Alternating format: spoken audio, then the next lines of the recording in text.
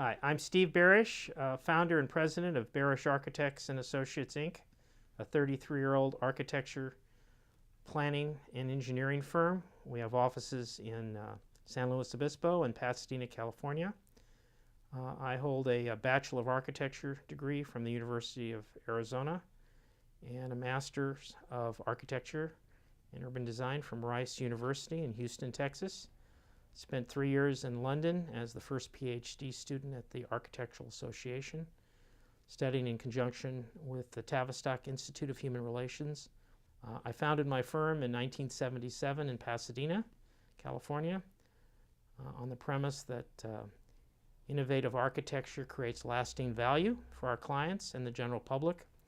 Our firm has worked on over 500 office facilities of all types, from low-rise to mid-rise to high-rise. We've probably designed in the area of 250 to 300 ground-up facilities throughout California and the western United States. A number of these buildings exceed 50 feet in height, which are considered high-rises in certain municipalities. Some of them exceed 75 feet in height, and some of them have exceeded 110 feet in height. Our firm was one of the first to employ the use of post-tension concrete in multi-story buildings. Our firm also pioneered the use of site-cast concrete, and our firm designed the first 3-story tilt-up or site-cast building in Southern California. So you can see we have had experience in both concrete and steel structures, multi-story structures of all types and sizes. Approximately 3.5 years ago, I read some articles, I think it was the LA Times and some other periodicals about some inconsistencies in the government analysis and summary of the Twin Tower collapse.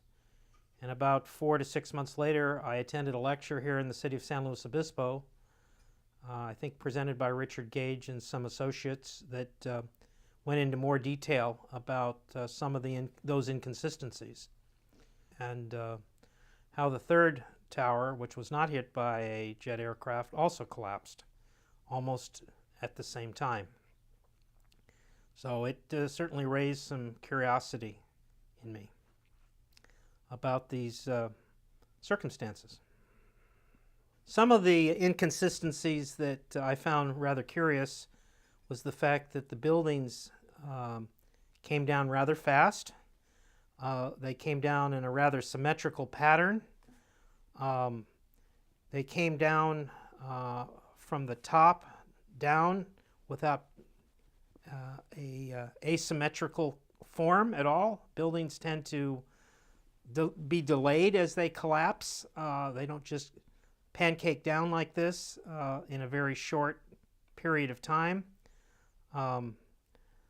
And it became obvious to me that with all the modern fireproofing techniques and life safety systems, which are checked constantly, the temperature, even with jet fuel, could not, in my mind, bring a building down this fast in this pattern.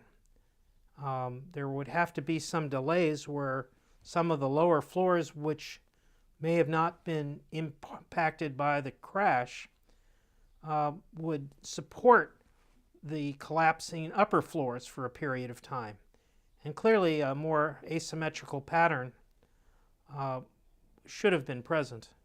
Regarding the third tower, which was not hit by a jet, I just don't understand this one at all, because the temperatures that it would take to cause the third tower to collapse would have to be a lot higher than the yield strength of the steel and the fireproofing materials around the steel that encapsulate the steel. I'm sure that steel, both the beams and the columns, had at least a 2 to 3 hour fire encapsulation that would prevent the steel from being exposed to this kind of heat for a much longer time than it actually happened. It also came down probably as fast as the Twin Towers, if not faster, in a much more symmetrical pattern. I don't understand it. Modern steel buildings do not behave in that manner. And clearly there's a 2 to 3 hour insulation around the structural frame that would preclude it from collapsing that quickly. There might have been smaller pockets of fire throughout the building, but there was no major reason why that building would come down in the way it did, and as quickly as it did. So one of the things that really interested me is how quickly the Tower 7 fell.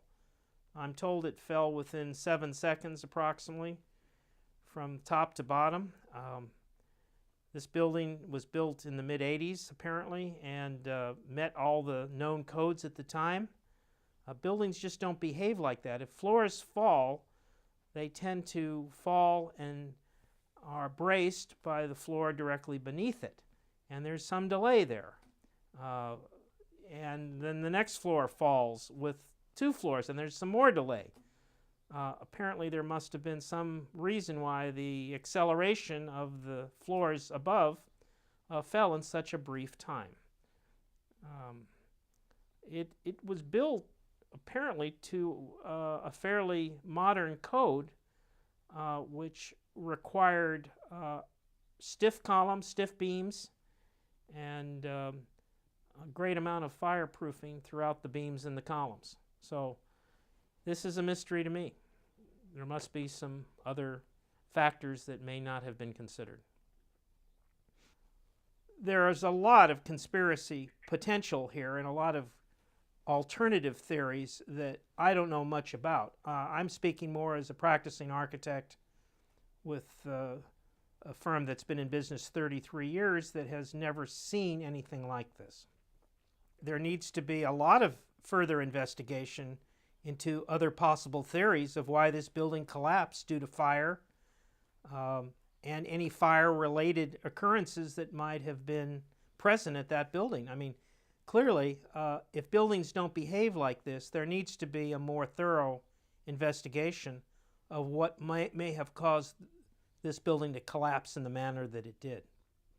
I really believe that a much more thorough investigation of Tower 7 in conjunction with the Twin Towers needs to be undertaken, and probably undertaken by non-government agencies that have no vested interest in the results of those investigations. Clearly, private testing laboratories and engineers familiar with the behavior of multi-story steel buildings need to be consulted in an empirical manner. According to the records, the building was 110 floors, approximately 43,000 square foot per floor, with the immense size of this building, even if an aircraft hit it from one side, the back side should have come down in a way that you could see larger portions of the floor and the structural components of the building in place on the ground. After all, there was 110 floors in each building, and each floor plate was over an acre in size, which exceeded 43,000 square feet. There are planned demolitions of, Pruitt-Igor, is a classic case of a building that fell, and it fell in a certain way because it was demolished in a certain way with time charges and trigger charges. This project may have been the largest collapse of its kind, but other buildings have collapsed before in symmetrical manners, but they're planned to collapse that way. This building, if it did collapse, was an unplanned collapse, and yet it behaved in the same way that man-induced demolitions tend to behave, which is why I'm so concerned the way it collapsed does not compute for an unplanned demolition. There was not an independent outside empirical investigation completed here, and perhaps it's time for, before too many years pass and people pass on, that kind of empirical thorough investigation from people who do not have any biases or political leanings occurs.